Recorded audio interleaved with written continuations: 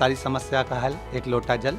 जी, भोले की आराधना करने का कहते हैं, भोला बनने का थोड़ा ना कहते हैं। कि भैया वो तो कह देते हैं बील पत्री चढ़ा दो और मैं पास हो जाऊंगा, मोदी नहीं रहेंगे तो रोएंगे, हिंदू राष्ट्र का भगवा। भगवा। समूचा देश इस बार सावन में झूमा है और एक गाना बड़ा चर्चित था और उस गाने की लाइनों से मैं शुरुआत करूंगा और फिर तस्वीर दिखाऊंगा मेरे साथ कौन है। शिव समा रहे हैं मुझ में, मैं धन्य हो रहा हूँ। जी हाँ, गाना जितना चला उतना ही बाबा की और महाराज जी की विधियाँ चली हैं। इस बार सावन में लाखों लोग मौजूद थे। ऐसे हैं सीहोर के प्रदीप मिश्रा जी, कथावाचक। महाराज जी, lalluram.com पे बहुत बहुत स्वागत है आपका। तो शिव सब में समाए और सब धन्य हुए इस सावन में। बाबा की कृपा है। सबसे बड़ी बात तो यह है, सारी समस्या का हल एक लोटा जल। बाबा के भक्तों का जो प्रेम बढ़ा है, शिव तत्व की ओर लोग जागृत हुए हैं, उसी से शिवालयों में भीड़ बढ़ी है। शिवालयों में तो भीड़ बड़ी है। इस बार कावड़ों में भी भीड़ देखने को मिली है। 2 साल से पूरा बाजार ठंडा था महाराज जी, इस बार शिव ने ऐसा क्या किया कि पूरा बाजार सरोबार हो गया?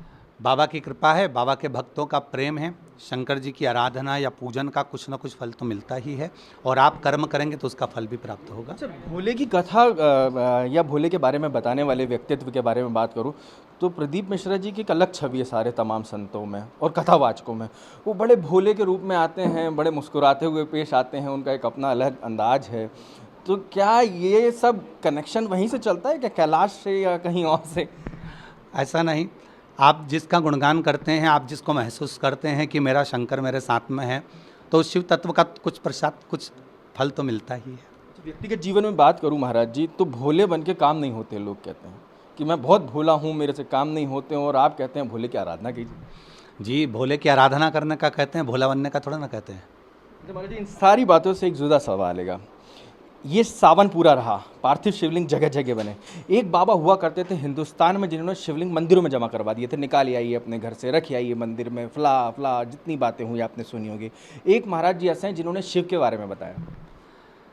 देखिए, शिव तत्व को जो नहीं जानता वो शंकर से दूर कर सकता है, पर शिव महापुराण को जो जानता है या शंकर तत्व को जो जानता है, शिव तत्व को जो जानता है, वो कभी शंकर से दूर नहीं करेगा। जन्म से लेकर मृत्यु तक शिव हमारे साथ में है। माता के गर्भ में रहते हो, जब पिंडी के रूप में रहते हो, पिंड के रूप में रहते हो, मरने के बाद भी पिंडदान हो जाता है। तो शिव तत्व तो हमारे साथ शुरू से लेकर आखिरी तक है। जो नहीं जानता शंकर को, उसने बाहर निकाल दिया। जो जानता है वो वापस शिव को अपने घर में लेकर आया। उनकी दुर्दशा हो रही है अब वो उनकी बाबा की मर्जी। एक बहुत, ये तो आप बता रहे हैं सनातनी बात, शिवलिंग की पूजा करना बहुत आसान है, सरल विधि है, सब कुछ है, भगवान जरा से में प्रसन्न हो जाते हैं। कुछ ऐसे हैं जो चिट्ठी पत्री पे चल रहे हैं, बताते हैं तेरी 10 गर्लफ्रेंड थी, तेरे राज खोल दूंगा, ये कर दूंगा, वो कर दूंगा। तमाम सारे बाबाओं की ऐसी बाढ़ आई हुई है जो चिट्ठी पत्री पे काम करते हैं, चिट्ठी निकाल के कह देते हैं सर। ये चिट्ठी विट्ठी वाला सिस्टम क्या होता है? ये चिट्ठी पे प्रदीप मिश्रा क्यों नहीं चलते हैं? ये तो हम नहीं जानते, क्योंकि बहुत सारे वेद पुराणों के शास्त्रों के अनुसार हो सकता है उन्होंने कुछ जो पढ़ाई करी हो, उन्होंने जो पढ़ा हो, उसके अनुसार वो करते हो, उनके अनुसार वो अच्छा कर रहे हो सकता है, पर हमको इस चीज़ का अंदाज़ा नहीं। हम तो केवल श्री शिवाय नमस्ते। एक और छोटा सा सवाल है, पढ़ाई की बात की आपने। पढ़ाई को लेकर तमाम सारे युवा बच्चों से मैं मिलता हूँ, वो बोलते हैं कि मैं तो बताऊँ प्रदीप मिश्रा जी को फॉलो करता हूँ आजकल। मैंने क्यों, पढ़ाई अड़ाई की वजह। तो बोलता है कि भैया वो तो कह देते हैं बील पत्री चढ़ा दो और मैं पास हो जाऊँगा। तो ये पास होने वाला सिस्टम क्या है महाराज जी? एकदम चमत्कारिक, बिल्कुल पढ़ाई की नहीं हुई उसने, 12 महीने माँ बाप परेशान हो रहे हैं, बोले प्रदीप मिश्रा जी के गुणगान गा रहा है बच्चा, बोले कि मैं पास हो जाऊँगा। क्यों नहीं, कर्म करना पड़ेगा।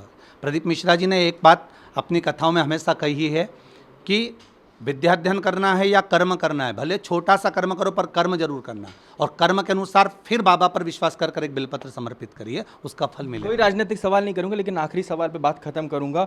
मोदी नहीं रहेंगे तो रोएंगे और संविधान बदल दीजिए, देश हिंदू राष्ट्र बन जाएगा। मैंने हमेशा एक बात कही है कि सनातन धर्म को जो आगे लेकर जा रहा है, उसका गादी पर बैठना जरूरी है। इसलिए ये बात कही थी कि मोदी नहीं रहेंगे तो रोओगे। जो सनातन धर्म को अग्रण्य बढ़ा रहा है, आज हमारे सनातन धर्म को आगे लेकर जा रहा है, उसका बैठना जरूरी है। आज पूरा विश्व जो है तिरंगा फहरा रहा है घर घर पर, इसका एक आनंद ही हिंदू राष्ट्र का भगवा भगवा आनंद। तो आनंद है। प्रदीप मिश्रा जी महाराज हैं और अपने अंदाज हैं, भोले की तरह बोलते हैं, मुस्कुराते हैं, और यही उनका अंदाज उनके पांडालों में लाखों की भीड़ का कारण बनता है। खींचन के साथ अजय शर्मा, lalluram.com के लिए।